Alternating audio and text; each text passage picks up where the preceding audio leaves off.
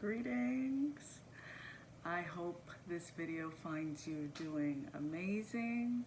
I wanted to make a video about my old perception of love and how I am switching it, how I am transmuting that energy into more of a elevation in my love life than choosing to stay stuck in it, because everything really is a choice, right?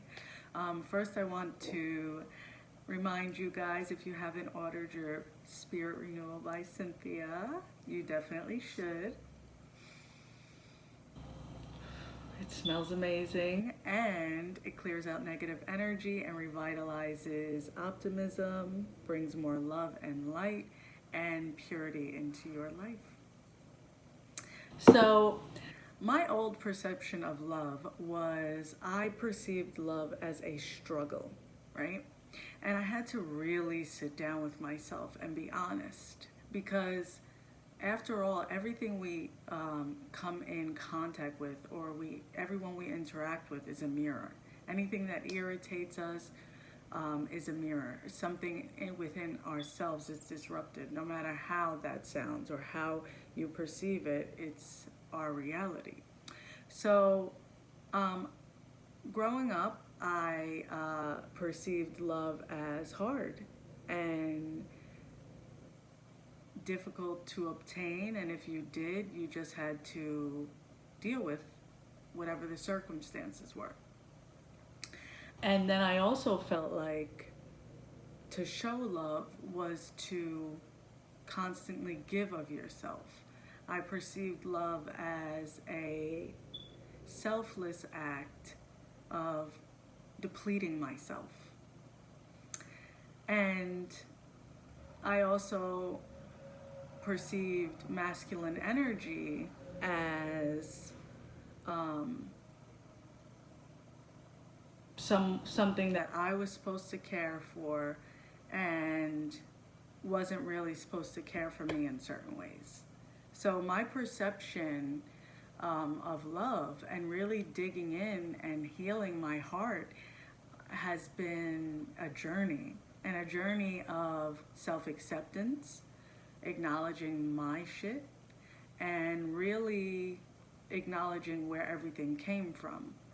And remembering also that it's no one's fault at some point, you know, it's you. We are our own problem and our own solution.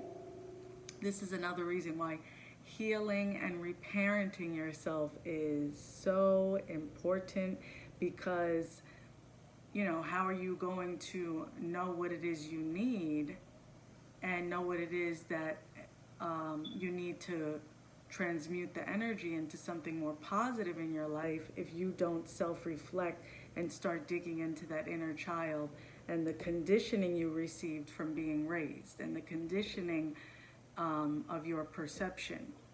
So that's what I started doing. I started journaling, I started self-reflecting and paying attention to the people I was attracting into my life, to where even at one point when I attracted a relationship from someone, with someone who didn't want to just take from me, who wanted to add in my life and who pushed me to be better and focus on myself, I was rejecting it.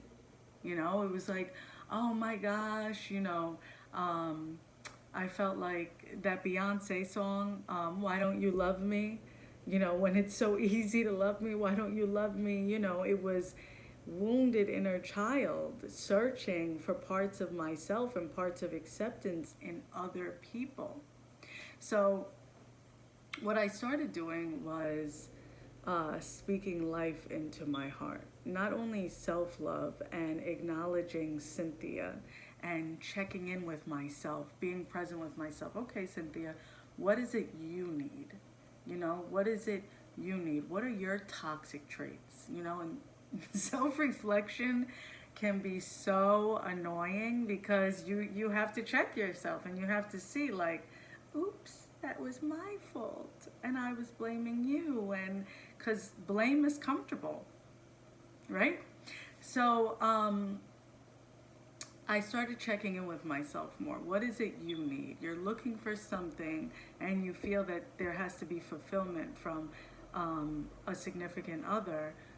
So how can you give this to yourself? Because in order for someone to learn how to give you something, you have to know what that feeling feels like first. How does it feel to uplift myself? How does it feel to meet every need that I need met? How does it feel to shower myself with the things that I like? Like I had to start pouring that into myself so that I could explain what it was I needed. You know, people are not mind readers. Even if you're intuitive, like, it doesn't matter. Why should someone have to drain themselves trying to figure out what you need if you don't know what you need? So that was one of my toxic traits. And going through the different traumatic parts of past relationships that I went through, it was hard for me to perceive love as healthy. I looked at love as complicated, and I looked at love as a struggle. And that's what I was attracting. Struggle and complications.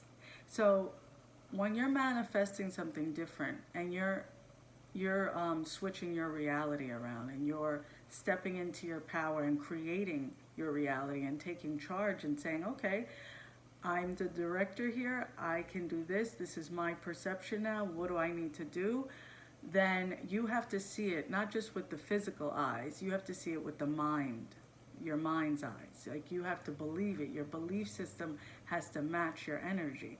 You know, you see how people who have no vision with their eyes, that like I do, they walk around with a walking stick, but their memory and how they can get around and how they can feel different things is exceptional, right? And they're using a different type of senses.